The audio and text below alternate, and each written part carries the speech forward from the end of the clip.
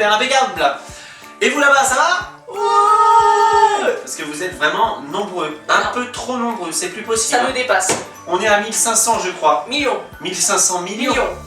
Donc là, ils arrivent tous se rasseoir. Hein. Voilà, c'est-à-dire que Kim Kardashian, elle a moins de followers que nous. 0.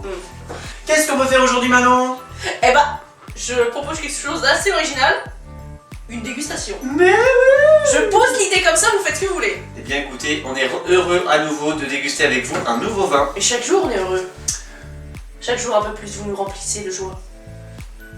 Bien! Allez, assez de blabla. Place à la dégustation. Moi je le suis pas partout parce que après sinon J'adore.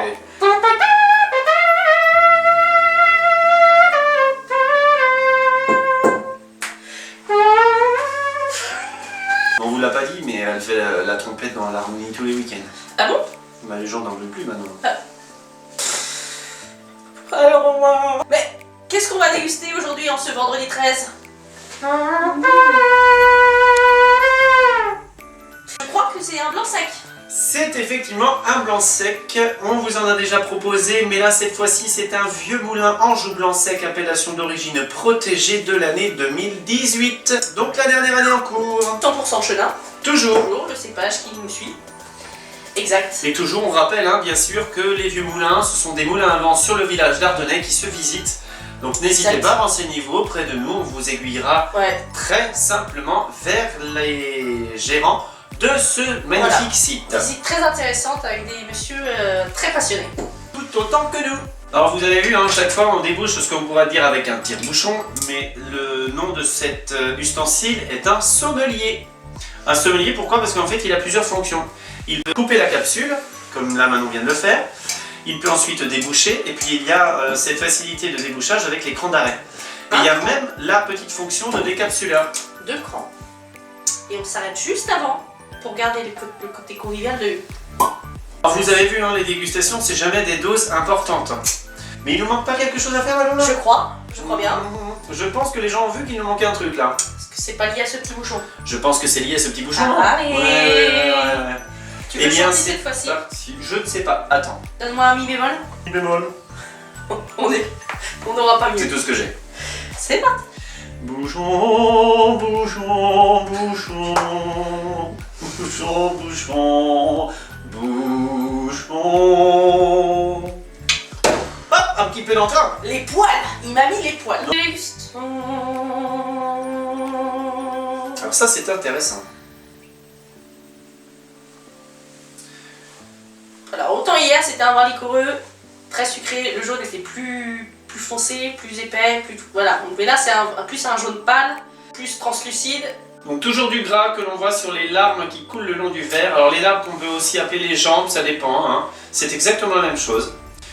Et puis après vous avez vraiment cette couleur très translucide comme disait Manon. Donc on peut tout de suite passer au nez. C'est frais déjà. Ça c'est super intéressant parce que au niveau du nez, on a l'impression en fait qu'il n'y a pas grand chose au départ, mais quand on se permet en fait d'agiter le vin dans le verre, eh bien il y a un petit peu de notes qui apparaissent. Alors les notes, moi par exemple, celle que je ressens, ça peut être une note un petit peu beurrée. Dans le vin, ça n'est pas du tout péjoratif, c'est quelque chose qui peut se retrouver. Ça symbolise un arôme assez neutre, mais aussi avec une espèce de douceur qui englobe ça, donc voilà. Pour mémoriser une odeur comme celle du beurre, c'est tout simplement parce qu'on a mémorisé dans notre quotidien des odeurs comme celle-ci.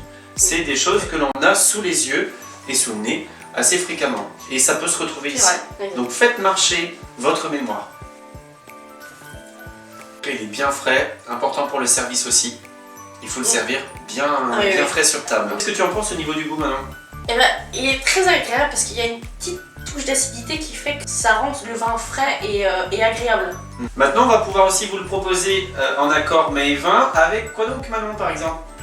Eh ben, avec tout ce qui est fruits de mer, donc, que ce soit en entrée ou en plat, peu importe des crevettes en entrée ou des huîtres. Voilà, faut vous faire plaisir, faut pas hésiter, ou même en apéritif pour ceux qui sont très friands de vin sec. C'est possible aussi, ça dépend des palais. Par exemple, ça te vient à l'idée de le proposer avec un fromage en particulier ou vraiment sur un plateau en général?